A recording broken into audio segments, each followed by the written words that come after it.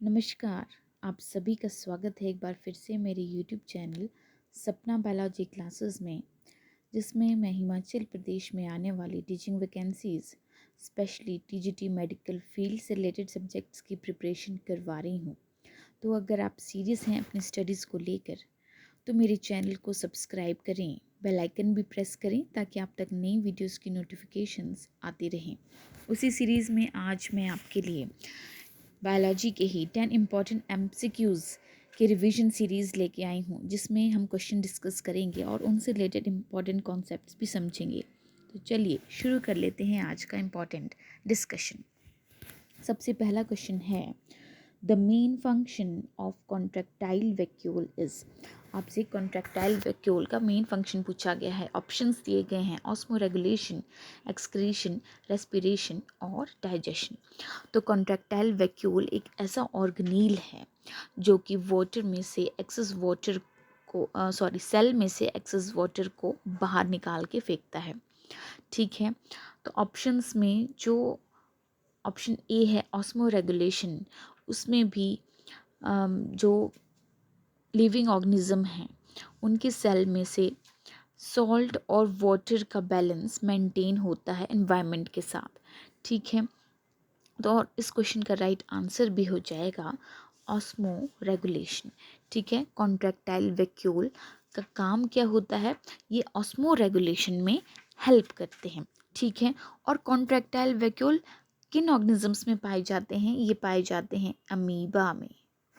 ठीक है, अगर क्वेश्चन ऐसे फ्रेम हो जाए कि अमीबा में ऑस्मो रेगुलेशन कौन सा ऑर्गेनील कैरी करता है, तो वो हो जाएगा कॉन्ट्रैक्टाइल वैक्यूल। इसके अलावा कुछ प्रोटिस्टेंस में भी कॉन्ट्रैक्टाइल वैक्यूल्स पाए जाते हैं। चलिए नेक्स्ट क्वेश्चन की तरफ चलते हैं। नेक्स्ट क्वेश्चन है, which of the following is not a deuterostome. आपने बताना है कि इन 4 ऑप्शंस में से कौन सा ड्यूटेरोस्टोम नहीं है।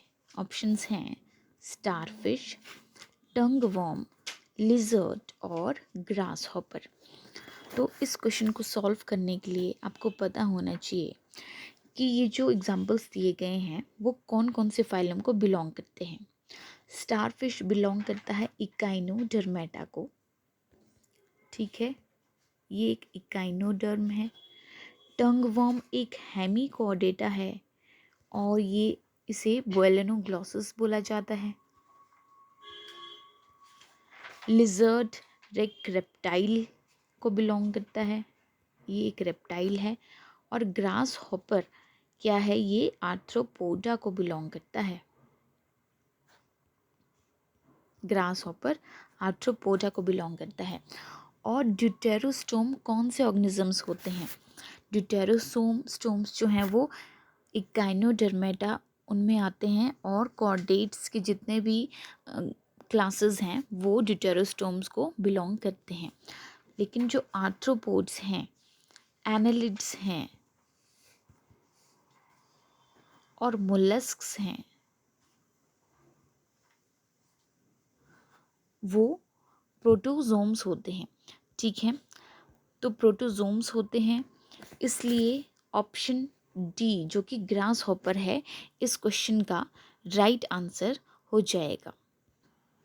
तो इस क्वेश्चन का जो राइट आंसर है वो हो जाएगा ऑप्शन डी ग्रास हॉपर। अब थोड़ा इसको समझ लेते हैं कि ड्यूटेरोस्टोम्स और प्रोटोजोम्स कौन से ऑर्गेनिजम्स होते हैं। ठीक है, मैं यहाँ पे लिख देती हूँ ड्यूटेरोसोम के साथ प्रोटोजोम्स। ठीक है, ड्यूटेरोसोम्स में एम्ब्रियोनिक डेवलपमेंट के दौरान ब्लास्टोपोर से सबसे पहले एनस बनता है। प्रोटोजोम्स में ब्लास्टोपोर से सबसे पहले माउथ बनता है। ठीक है, अब जो मेन पार्ट है इस क्वेश्चन को सॉल्व करने के लिए जो हमें हेल्प चाहिए वो ये है कि हमें पता होना चाहिए कि ड्यूटेरोसोम्स में कौन से फाइलम्स आते हैं। तो ड्यूटेरोसोम्स में आते हैं इकाइनोडर्मेटा फाइलम, इकाइनोडर्मेटा और कॉर्डेटा। ठीक है। और प्रोटोजोम्स में कौन से फाइलम्स आते हैं वो मैंने आपको बताया, फिर से बता देती हूँ। इसमें आते हैं एनालिडस, एनालिडा, मोलस्का और आर्थ्रोपोडा।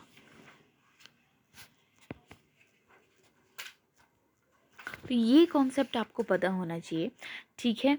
तो आप इस क्वेश्चन को आसानी से सॉल्व कर लेंगे। ऑप्शन डी इस क्वेश्चन का राइट आंसर हो जाएगा। ये ग्रास होपर एक ड्यूटेरोस्टोम नहीं है। बाकी के जो 3 ऑप्शन दिए गए हैं वो ड्यूटेरोसोम्स के एग्जाम्पल हैं। चलिए नेक्स्ट क्वेश्चन की तरफ बढ़ते हैं। नेक्स्ट क्वेश्चन है filarial worm is transmitted by. Filarial worm को ट्रांसमिट करने वाला जो वेक्टर है वो उसका नाम पूछा गया है। मॉस्किटो है, चर्सो फ्लाई है, सैंड फ्लाई है या किसिंग बग है।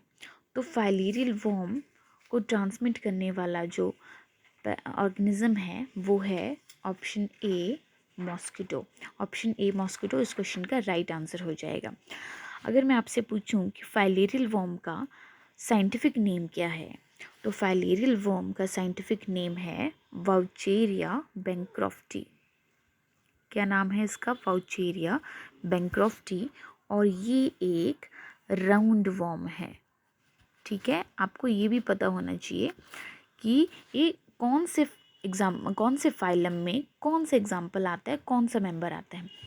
तो फाइलेरियल वर्म को ट्रांसमिट करने के लिए मॉस्किटो रिस्पॉन्सिबल है। ऑप्शन ए इस क्वेश्चन का राइट आंसर हो गया। यहाँ पे सर्सो फ्लाई भी दिया गया है, इसके बारे में भी हम चलिए थोड़ा सा जान लेते हैं। सर्सो फ्लाई जो है ये कॉज करती है स्लीपिंग सिकनेस। ये स्लीपिंग सिकनेस का वेक्टर है, स्लीपिंग सिकनेस। इसके अलावा ऑप्शन सी जो कि सैंड फ्लाई है, तो सैंड फ्लाई क्या कॉज करता है? सैंड फ्लाई कॉज करता है लेशमिनेसिस, लेशमिनियासिस,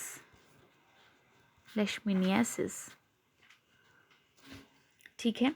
और किसिंग बग कौन सी डिजीज़ कॉज करता है? ये वेक्टर है चेगेस डिजीज़ को, चेगेस डिजीज़ को, ठीक है। तो यहाँ से आपको कितने कॉन्सेप्ट्स क्लियर हो गए कि फाइलेरियल वर्म का जो साइंटिफिक नेम है वो है वाउचेरिया बैंक्रॉफ्टी, ठीक है। और ये कॉज ट्रांसमिट की जाती है मॉस्किटो के द्वारा। ऑप्शन बी में सर्सो फ्लाई है, ये वेक्टर है स्लीपिंग सिकनेस के लिए। लेशमेनियासिस कॉज करने के लिए जो वेक्टर रिस्पॉन्सिबल है वो है सैंड फ्लाई। और किसिंग बग जो कॉजेज चेगेस डिजीज़। आई होप ये कॉन्सेप्ट आपको क्लियर होंगे। चलिए अब नेक्स्ट क्वेश्चन की तरफ बढ़ते हैं। नेक्स्ट क्वेश्चन है sea cucumber belongs to the class. Sea cucumber कौन सी क्लास को बिलोंग करता है? तो सी क्यूकम्बर मेंबर है फाइलम इकाइनोडर्मेटा का। कौन से फाइलम को बिलोंग करता है सी क्यूकम्बर? ये इकाइनोडर्मेटा को बिलोंग करता है, ठीक है। और आपको 4 ऑप्शंस दिए गए हैं, होलोथिरोइडिया, एस्टेरॉइडिया, इकाइनोइडिया, अफेरोइडिया। तो ये 4 क्लासेस इकाइनोडर्मेटा की क्लासेस हैं। और इनमें से जो क्लास होलोथिरोइडिया है उसमें सी क्यूकम्बर पाए जाते हैं। तो इस क्वेश्चन का राइट आंसर हो जाएगा होलोथिरोइडिया। चलिए अब नेक्स्ट क्वेश्चन की तरफ बढ़ते हैं। नेक्स्ट क्वेश्चन है the most abundant of the leucocytes are. Most abundant leucocytes आपसे पूछा गया। ऑप्शंस में दिए गए हैं न्यूट्रोफिल्स, इयोसिनोफिल्स, बेसोफिल्स और मोनोसाइट्स। तो यहाँ पे मैं आपको थोड़ा सा ल्यूकोसाइट्स के बारे में बताना चाहूँगी। ल्यूकोसाइट्स को WBC भी बोला जाता है। क्या बोला जाता है? WBC। और ये 2 तरह के होते हैं, ठीक है। 2 तरह के होते हैं, ग्रेन्युलोसाइट्स,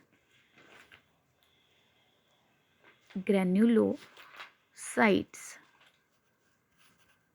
एंड एग्रेन्युलोसाइट्स।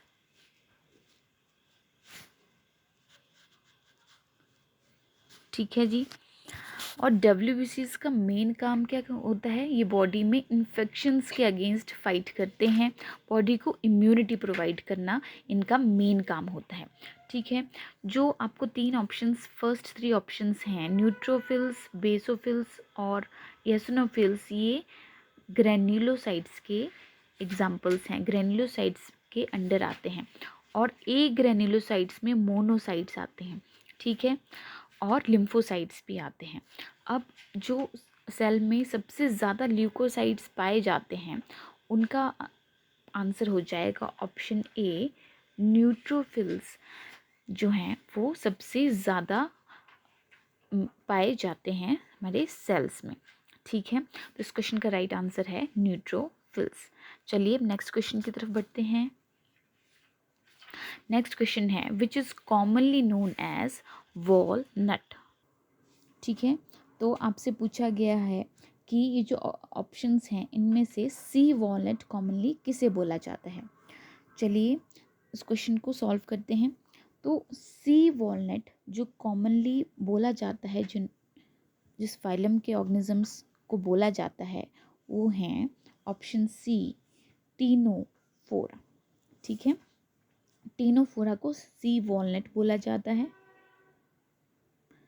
इसके अलावा इनको कॉम्ब जेलीज भी बोला जाता है। ठीक है, कॉम्ब जेलीज भी इनको बोला जाता है। ऑप्शंस में हमें पॉरीफेरा दिया गया है, तो पॉरीफेरा को कॉमनली स्पंजेस बोला जाता है।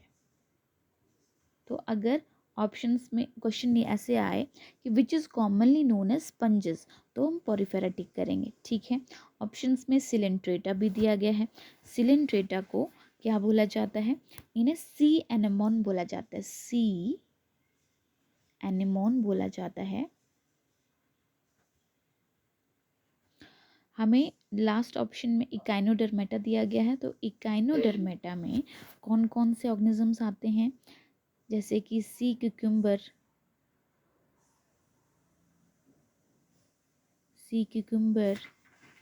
फेदर स्टार, स्टार फिश जो मोस्ट इसका कॉमन एग्जांपल है, फेदर स्टार, स्टार फिश जैसे ऑर्गेनिज्म इस फाइलम को बिलोंग करते हैं। ठीक है, तो उस क्वेश्चन का जो राइट आंसर है वो है ऑप्शन सी, टीनोफोरा। चलिए अब नेक्स्ट क्वेश्चन की तरफ बढ़ते हैं। नेक्स्ट क्वेश्चन है polyp phase is absent in. Polyp phase किस ऑर्गेनिज्म में एब्सेंट होता है। ऑप्शंस देख लेते हैं, ऑरेलिया, हाइड्रा, फाइजेलिया और ओबेलिया। तो ये जो एग्जाम्पल्स हैं वो कौन से फाइलम के हैं, ये हैं फाइलम सिलिंट्रेटा के एग्जाम्पल्स। ये कौन से फाइलम को बिलोंग करते हैं, फाइलम सिलिंट्रेटा। और इन ऑर्गेनिजम्स की जो स्पेशलिटी है कि ये अपने लाइफ टाइम में 2 स्ट्रक्चरल फॉर्म्स में चेंज होते हैं। कौन कौन से, पॉलिप और मेडूसा। कौन कौन से, पॉलिप और मेडूसा। ठीक है, लेकिन इन ऑर्गेनिजम्स में किसी ऑर्गेनिज्म में एक स्टेज पाई जाती है और किसी ऑर्गेनिज्म में दूसरी स्टेज पाई जाती है। कोई एग्जांपल्स, कोई मेंबर्स ऐसे हैं जिनमें दोनों ही पॉलिप और मेडूसा स्टेजेस पाई जाएंगी और किसी किसी में दोनों ही स्टेजेस, एक स्टेजेस एब्सेंट और दूसरी प्रेजेंट होगी। तो आपको बताना है कि पॉलिप फेज इनमें से किस मेंबर में एब्सेंट होगी। इस क्वेश्चन का राइट आंसर हो जाएगा ऑरेलिया। और ऑरेलिया को कॉमनली जेलीफिश भी बोला जाता है। ठीक है, ऑरेलिया को कॉमनली जेलीफिश भी बोला जाता है और इसमें केवल मेडूसा फेज ही पाया जाता है। ठीक है, आई होप ये क्वेश्चन आपको क्लियर हो गया होगा। चलिए अब नेक्स्ट क्वेश्चन की तरफ बढ़ते हैं। नेक्स्ट क्वेश्चन है flatworms are called. Flatworms को क्या बोला जाता है, ए सिलोमेट्स, सीडोसिलोमेट्स, सिलोमेट्स या नन ऑफ दीज।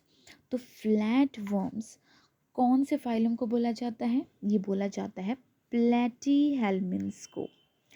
प्लेटीहेल्मिन्थ्स को कॉमनली फ्लैट वर्म बोला जाता है? ये आपको पता होना चाहिए। क्वेश्चन ऐसे भी फ्रेम हो जाएगा कि flatworms are commonly called, तो आपको फाइलम का भी पता होना चाहिए। प्लैटीहेल्मिन्थ्स को ही फ्लैटवर्म्स बोला जाता है और इस फाइलम के जो मेंबर होते हैं उनको एसिलोमेट बोला जाता है। इनमें ट्रू सिलोम नहीं पाई जाती है। इस क्वेश्चन का राइट आंसर हो जाएगा एसिलोमेट्स। और स्यूडोसिलोमेट्स किसे बोला जाता है? जो फाइलम एसलमिंथस हैं के मेंबर हैं उन्हें बोला जाता है ए स्यूडोसिलोमेट्स। ठीक है, यहाँ पे लिख देती हूँ मैं, एसलमिंथस जो फाइलम है उसको बोला जाता है स्यूडोसिलोमेट्स। ठीक है, एसलमिंथस फाइलम के मेंबर्स को ही राउंड वॉर्म भी बोला जाता है। तो इस क्वेश्चन का जो राइट आंसर है वो है ऑप्शन ए, सिलोमेट्स। चलिए अब क्वेश्चन नंबर 9 की तरफ बढ़ते हैं। यहाँ पूछा गया है pasteurisation of milk occurs at. तो मिल्क का पेस्चराइजेशन कौन से टेम्परेचर पे किया जाता है और कितनी देर के लिए किया जाता है? ऑप्शंस देखते हैं। 61.8 degree Celsius for 20 minute, 62.8 degree Celsius for 1 hour, option C 62.8 degree Celsius for 30 minute, या नन ऑफ दीज। तो इस क्वेश्चन में जो ऑप्शंस हैं वो बहुत ही क्लोज दी गई हैं, तो इसके लिए आपको बिल्कुल एक्यूरेटली ये पता होना चाहिए कि जो पेस्चराइजेशन है वो कितने टेम्परेचर पे और कितनी देर के लिए करना चाहिए। इस क्वेश्चन का जो राइट आंसर है वो हो जाएगा option C 62.8 degree Celsius for 30 minute. ठीक है, इस क्वेश्चन का राइट आंसर क्या है? 62.8 डिग्री सेल्सियस फॉर 30 मिनट्स। जब हम 30 मिनट्स के लिए मिल्क को बॉईल करते हैं और वो भी टेम्परेचर किस टेम्परेचर पे? 62.8 डिग्री सेल्सियस पे, तब पेस्चराइजेशन मिल्क का होता है। पेस्चराइजेशन क्या प्रोसेस है जिसमें हम मिल्क को बॉईल करते हैं ताकि उसमें जो बैक्टीरियल पार्टिकल्स हैं, बैक्टीरिया हैं, उसको कम्प्लीटली, जो हार्मफुल बैक्टीरिया हैं उनको ख़त्म करके उसको यूज़फुल एडिबल बनाया जाए। ठीक है, ताकि फर्दर पर्पसेस के लिए, स्टोरेज के लिए मिल्क को प्रोसेस कर लिया जाए। ठीक है, तो इस क्वेश्चन का राइट आंसर हो जाएगा ऑप्शन सी। अब नेक्स्ट क्वेश्चन की तरफ बढ़ते हैं। नेक्स्ट लास्ट क्वेश्चन है इस वीडियो का। बैक्टीरिया स्मॉलेस्ट इन साइज, आपसे स्मॉलेस्ट इन साइज बैक्टीरिया पूछा गया है। ऑप्शंस हैं बैसिलस, कोकस, स्पाइरलम और विब्रियो। तो ये आपको बैक्टीरिया के अलग अलग शेप्स के जो बैक्टीरिया हैं उनके बारे में ये आपको बताया गया है ऑप्शंस में। बैसिलस, कोकस, स्पाइरलम और विब्रियो। जो कोकस बैक्टीरिया होता है वो राउंड इन शेप होता है, स्पाइरलम स्पाइरल शेप्ड होता है, विब्रियो कॉमन शेप्ड बैक्टीरिया होता है, और जो बैसिलस हैं वो रॉड शेप्ड बैक्टीरिया होते हैं। तो इनमें से जो बैक्टीरिया सबसे साइज़ में छोटे होते हैं वो हमें बताना है। तो जो कोकस बैक्टीरिया है, जो कि राउंड शेप्ड बैक्टीरिया हैं, वो साइज़ में सबसे छोटे होते हैं।